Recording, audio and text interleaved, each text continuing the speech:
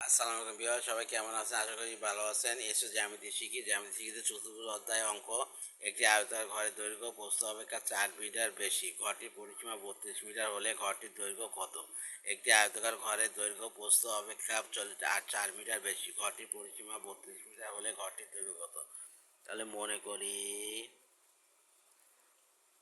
আয়তাকার ঘরের দৈর্ঘ্য সমান এক্স মিটার।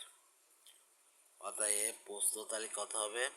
প্রস্থ মতে প্রস্থ এই ঘরের ঘরের প্রস্থ, এটা প্রস্থ ধরতে হবে।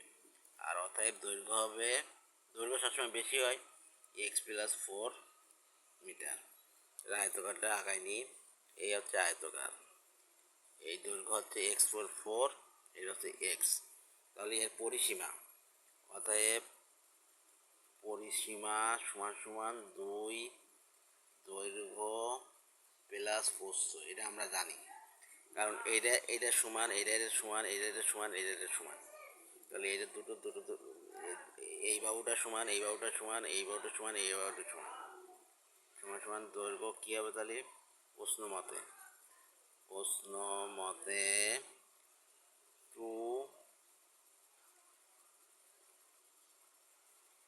2x+4 দৈর্ঘ্য বসাই দিলাম। প্রস্থর সংখ্যা, প্রস্থ কি? এক্স। এক্স সমান সমান পরিসীমা কত? 32 সমান সমান x+4 প্লাস এক্স সমান সমান 32/2। এটা ইন্টু আছে, তাহলে এটা হচ্ছে এদিক থেকে 16। তাহলে 2x-16-4 সমান সমান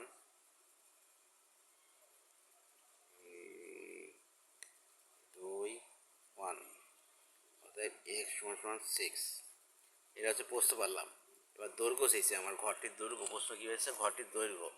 তাহলে অতএব ঘরটির দৈর্ঘ্য সমান সমান x+4 মিটার সমান সমান 6+4 মিটার সমান সমান 10 মিটার। এটাই অ্যান্সার, 10 মিটার। এই অঙ্কগুলো দেখতে মনে হয় যে খুব সোজা, কিন্তু এর মধ্যে প্যাচ দেওয়া থাকে, ঠিক আছে? তার জন্য খুব বি কেয়ারফুল।